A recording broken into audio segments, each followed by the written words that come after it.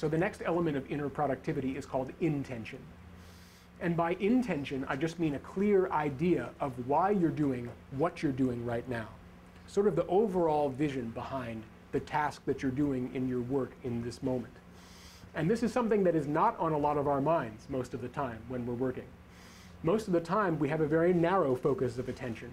And we're focused on just finishing the task that's right in front of us, like finishing writing an email, for instance.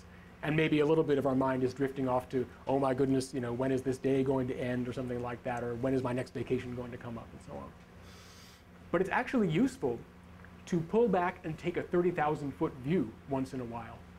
And ask yourself, really, why am I doing the task that I'm doing right now? What's the overall goal that I'm trying to achieve?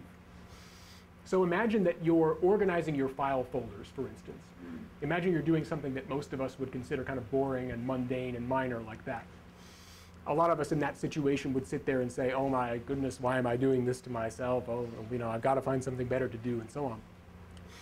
But the next time you find that kind of thing happening for you, try zooming out and taking that 30,000-foot perspective and asking yourself seriously, why am I doing this right now?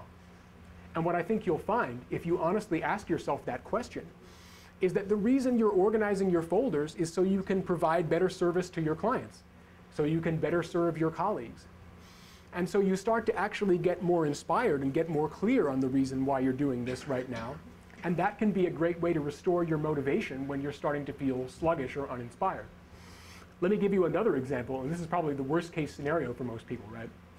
Imagine that you're taking a standardized test, or you're studying for a standardized test, like the medical school admission test. You're studying for the MCAT, right? So you're doing that, and that's the worst case scenario for most people, I think. Most people would be saying, oh no, why am I so masochistic? Why do I like to hurt myself like this? I can't believe I'm doing this. So in that kind of situation, I think you could benefit from asking yourself, why am I studying to take this test right now? Like, really take that question seriously. And the answer that I think you'll come up with, if you ask yourself that, is that you're doing it to become a great healer, right? You're doing it so you can save lives. You're doing it so that you can make a genuine contribution to the world. So I call this exercise focus on what you're contributing. And when you focus on the overall vision of what you're contributing with the work that you're doing in this moment, that's when your inspiration starts to return.